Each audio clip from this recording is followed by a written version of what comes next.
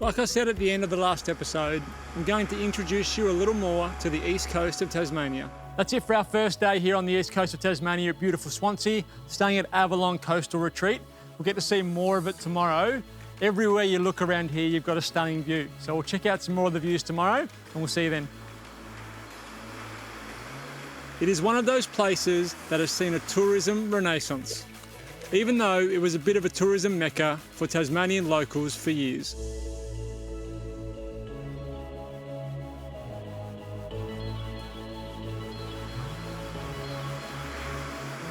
The combination of beautiful, friendly towns,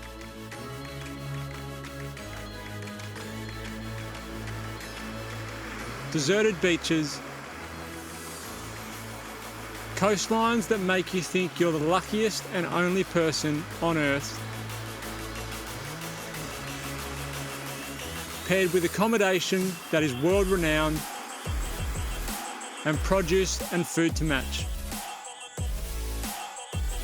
Tasmania's east coast, and in particular the Great Eastern Drive, starting in Tribunna and finishing in St Helens, or vice versa, is a Pandora's box just waiting to be opened.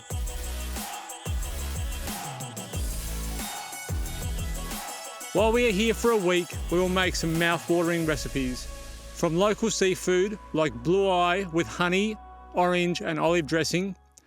Probably 3 anchovy fillets. I'm just going to run my knife through so they will melt and become part of this dressing. Once we add a little bit of heat to those anchovies, they'll start to melt and break down. My fish can come out. We've got some colour on one side, it's nice and crispy. Now, into here, a little bit more oil. Start building our dressing. My garlic, my olives and my anchovies all go in.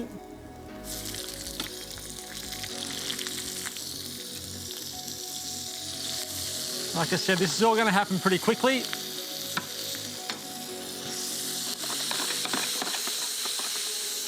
Got some red wine vinegar. Pop that in. A little bit of honey. Pop that in. Some dried oregano. A pinch of chili flakes. And then I'm going to use the orange juice just to take the heat out of it when I'm happy. To simple braises that can be made outside under the sun. That's just come off the simmer. It was simmering away for about half an hour. Now we can add our fresh tomatoes. So we've got about 5 minutes left of cooking time. So fresh tomatoes in.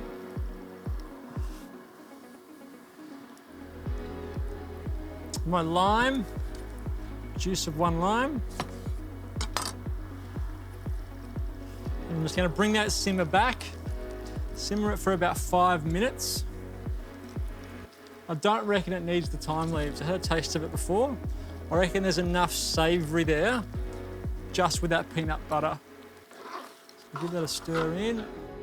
To beautiful seafood pastas that'll make you think you're on the Italian coastline, sitting on a deck, enjoying it with a beautiful rosé or a classic cold beer. It really is such an important component of pastas like this, that pasta water. It's where we get our sauce from. A pinch of salt, a little bit more pasta water.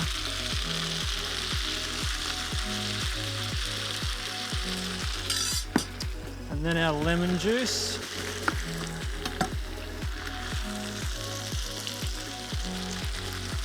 I'm going to finish with some fresh cracked pepper. A dish like this really is going to love fresh pepper.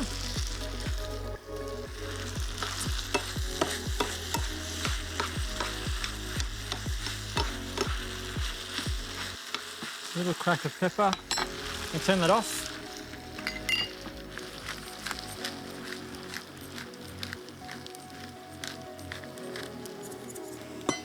All right, give this a try. See if it needs anything here. Really, the only things I can add are acid or salt at this point, really, and that's all the things that I probably need to add. So I'm just checking to see whether this is seasoned well enough, whether it needs any more salt or any more pepper. and whether it's got enough of that acidity from the lemon juice.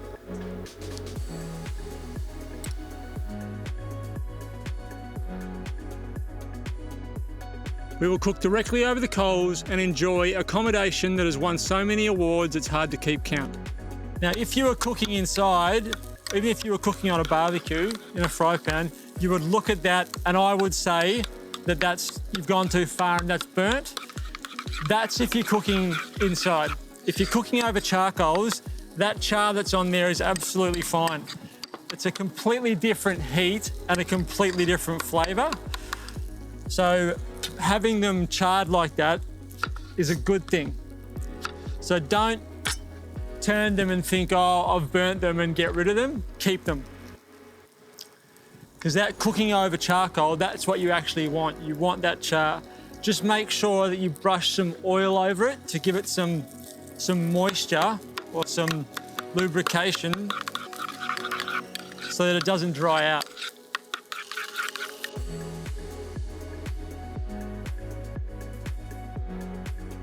Avalon Coastal Retreat is one of the many exceptional accommodation offerings on the east coast of Tasmania. There are endless places you can be pampered or take on some adventure.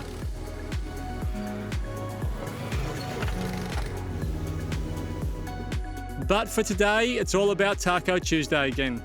So let's head to my restaurant kitchen for a different take on chicken Mee Goreng before coming back to the east coast of Tasmania for the Mexican part of Taco Tuesday and make some chicken fajitas.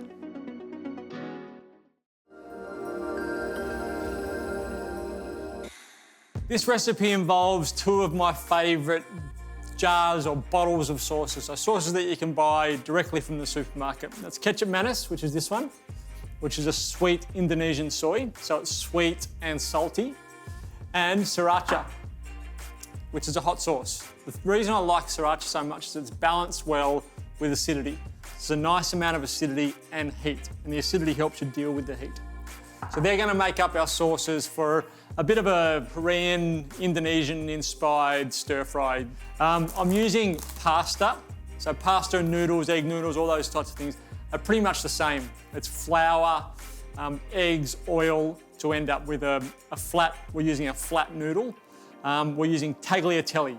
So if you don't have noodles in the cupboard, you can still make a dish like this. Just grab some spaghetti or tagliatelle and you'll be fine. So I want a fair bit of heat on this because I want to put some real colour on my chicken. I've got 3 chicken thighs. Once this chicken cooks, everything will come together reasonably quickly. The last few things are just going to need a bit of a stir fry. So we want the heat in our pan to be nice and hot. All right, once we've got some really strong colour on that, so it's nice and dark brown, then we'll go through the next phase, which is garlic, our sauces, and our Chinese or Asian veg.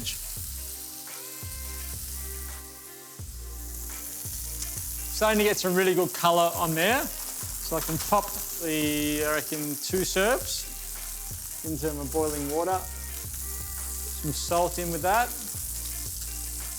And that, so you can see all that brown on the bottom of our pan. That's what we want. So it's time to start making our sauces. Ketchup manis, about 2 tablespoons worth ketchup manis. And then depending how hot you like your food, about half a tablespoon of sriracha. Just going to stir. Clove of garlic, thinly sliced. Put that in. Bean sprouts. Bok choy, just chop. Some chunks.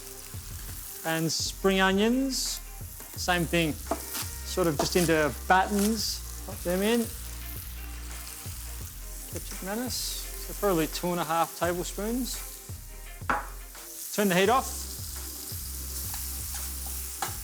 Now just the same as you would if you were making a pasta, an Italian pasta, what we want to do is take our cooked pasta straight into our pan. It's going to help loosen our sauce and thicken it with all the starch that we're bringing over. It'll tie everything together. few more spring onions. Pasta's got about 30 seconds, and we can start dragging that over. And then I've got just some crispy shallots to give it some texture, which we'll finish on top. Pasta should be done. It's a quick pasta, it's only about 4 minutes, this one. Drag that straight in, take the pasta water with it. So you can see the bottom of that pan. All of that, all the brown, yummy, sort of caramelized chicken has come off the bottom of the pan, and that will become part of the sauce, which is what you want to happen. All right, that's it. Really quick Korean dish, Indonesian, somewhere in there. Just a tasty dish, really. And we've used a great pasta which cooks really, really quickly in the tagliatelle as a substitute for your normal noodles, which I think gives it a better mouthfeel. The pasta, I think, is stronger. It's a lot tougher, so it stands up to the heat of the stir fry a lot better. I'll give that a taste and make sure it doesn't need anything. Probably there's not a huge amount of salt in there because we had the ketchup manis, which is salty.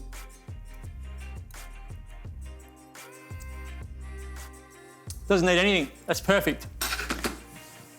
Put a few more bean sprouts on top, freshen it up, and some crunch from our fried shallots.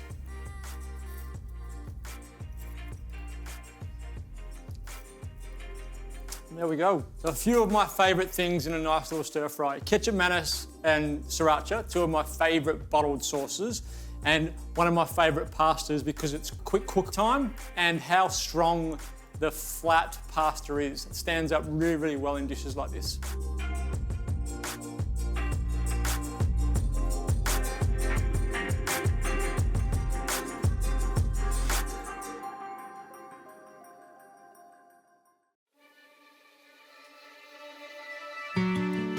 Back here on the East Coast, and like I said before, it's time for our Mexican component of Taco Tuesday, chicken fajitas. Now, the main components of a chicken fajita are obviously the chicken and then capsicum. Capsicum plays a really big role. So I've got 3 different capsicums here. I'm going to use the yellow and the green for this recipe. You just want to cut them into little slivers. So capsicum strips. And they really do make up a huge part of the component of the dish. It's where our sweetness comes from. It's where you get some good texture from the capsicum. But really, that sort of cooked down, charred, especially with the onion, capsicum flavour, is the flavour that you associate fajitas with. So I'm going to slice these up. I'll do the red and the green. You just want them in little, sort of, just under 1 centimetre slices. Pop them into a bowl. Once I've done that with both my red and my green, I'm going to start to build the little marinade around the outside. So I've got palm sugar, dried oregano, some olive oil, the juice of 1 lime, and then I'm going to add some spices on top of that.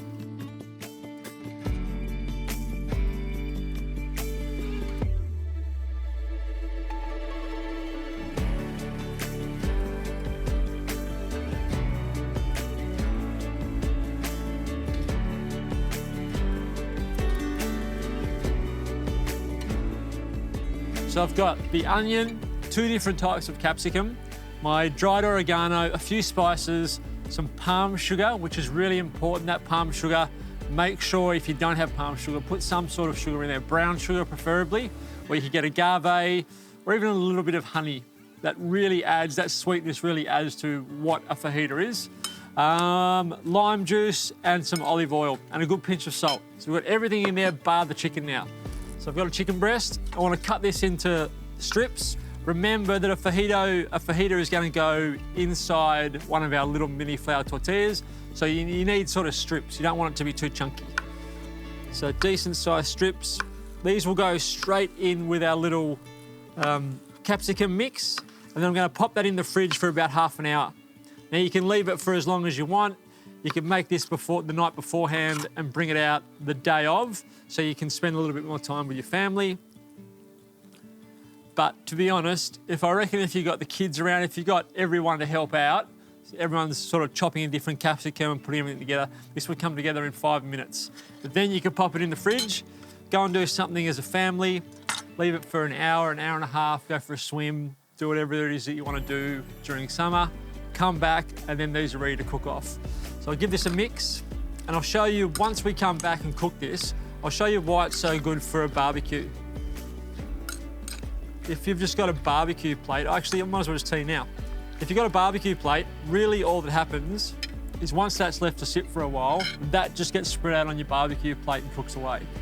Then, you don't really have to even plate it up or move it from your barbecue plate. Once you're done, turn the heat off, grab your tortillas, and then just grab your mixture and put it in with a little bit of sour cream and some coriander on top of that. So I'll get this in the fridge, we'll give it half an hour, go and spend some time with the family, and then we'll come back and cook this up, and I'll show you what it looks like at the end. You'll be surprised, like I said, how simple, how tasty it's going to look, how quick it all comes together, which during summer, I think, again, is what you're after. It's what we've been doing sort of all Taco Tuesday, showing you how fresh, simple, and quick these Mexican recipes are, so that you can bring the family together during summer for an evening meal, have fun, and really just enjoy each other's company.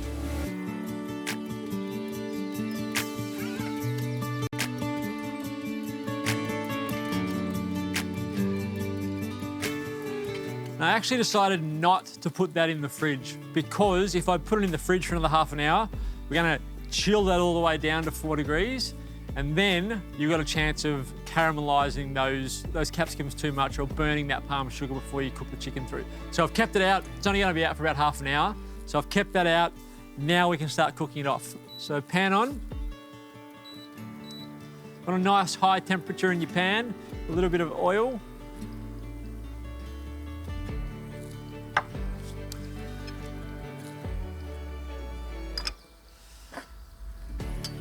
And we can add this. I'm probably got 2 batches worth there, I reckon. So do this 2 batches at a time. You don't want to stew what it is that you've got in your bowl when you put it in your pan. You want it to sizzle. The whole idea of fajita is it's sizzling. It's on a sizzling hot plate. So don't overload your pan when you come back to the cooking component. That's why I said before, barbecue plates are really good, because you can spread it out and get a real nice caramelization on everything. So just check to make sure that's hot enough. All right, so that's what you want. If you get that sizzle, you're ready to go. So we'll pop about half of our chicken mixture in.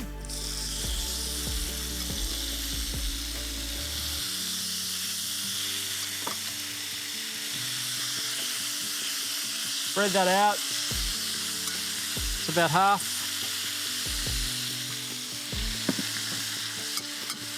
So that'll take about 8 to 10 minutes to cook. Just keep tossing it around every couple of minutes. Once you start to get that sort of dark caramel flavour around everything, then you'll be ready to eat.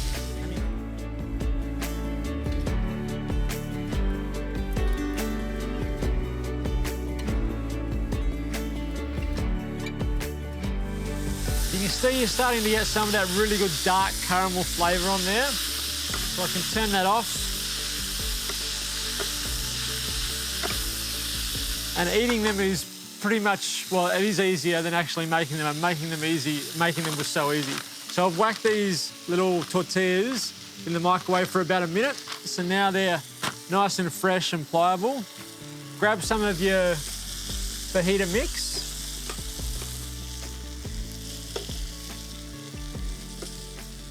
Get a good mixture of your capsicum, chicken, your onion. You see how much, look at that, how much that's cooked down. It's going to be really sweet.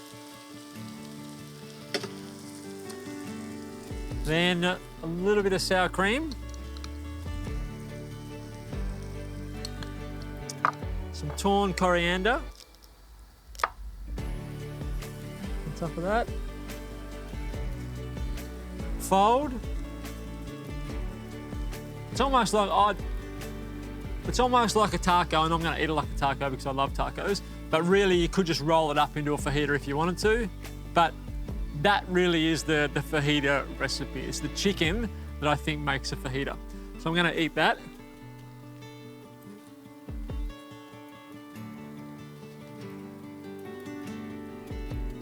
Such a classic Mexican flavour, all that caramelised capsicum, and so simple and so family friendly.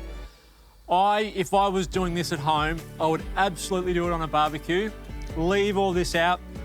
Leave your flour tortillas out, your sour cream, any other condiments you want to put.